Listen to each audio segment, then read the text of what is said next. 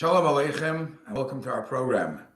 The Rebbe has taught us that every time a Yom Tov coincides with a Parsha Shavua, there must be a connection between the two. So this week, we are going to be reading Parshas Miketz, and it's Shabbos Chanukah. Most of the years, Chanukah has one Shabbos. It's Shabbos Chanukah or Vayeshev. This year, it's Shabbos Chanukah, it's Parshas Miketz. And there must be an obvious connection between the two. A very interesting thing we find about Yosef, we find the two opposites. From one hand, Yosef is the shalit of Kol Eretz Mitzrayim. Paro appoints him as the leader of the whole Mitzrayim. Mitzrayim is no heaven. Mitzrayim is, as Rashi quotes, is ervas haaretz, is the filth of the world, the filth of the land, schmutz and nonsense and klippa. And yet, from the other hand, we find that Vayihi Hashem es Yosef, Hashem was always with Yosef, Shem Shemayim Shagar Befiv. Yosef always had God's name present, God's name mentioned. And Yosef, as we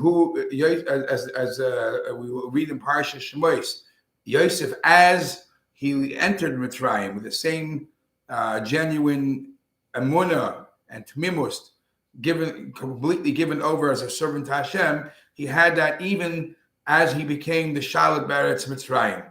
And Chazal say, Miyamam Shalav Yisena Lepaski Yeshiva. Even in Mitzrayim, Yosef had a yeshiva. Obviously, it was hidden; not everybody knew. But the fact is, Yosef had these two opposite roles. From one hand, being the Shalit al Eretz Mitzrayim. From the other hand, being the Yosef HaTzadik.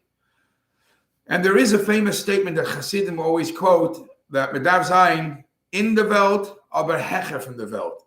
Hashem has given us this blessing, the opportunity to be born and to be living in the world on the Shema Beguf, and you have a mission in life, what you have to do through the years of Arichas Yom and Vishanim Tovis, but at the same time, you're not allowed to let the world, the Gashmias Ha'olam, take control of you. You have to make sure that the neshama and the spiritual way of your life is what controls your actions and controls the ikar, your essence of what you really are. And this is what we find by Yosef, and we find the same theme by Chanukah. The Rebbe tells us that it's interesting to note that from all the nisim that there were in the Beis HaMikdash, as the Mishnah says in Pirkei Avos, Asara nisim nasa lavistenu beBeis HaMikdash. And actually, the Gemara in Yuma says many more than 10 nisim. But the one that singles out a edus, a testimony, shashchina shara b'Yisrael, that the world knows that the Shechina, divine presence, is amongst the Jews, is specifically the one connected with the candle, the menorah, the Ner Maravi. That when the Ner Maravi, when you saw how long it lasted, that was a sign, l'chol b'ay olam, to all the world, to the whole world, that the Shechina Shara b'Yisrael. What's unique about the candle, the light, is this is a miracle that doesn't only something that you know that it's a miracle, but you can't see the miracle, like the other miracles that took place in the Beis HaMikdash.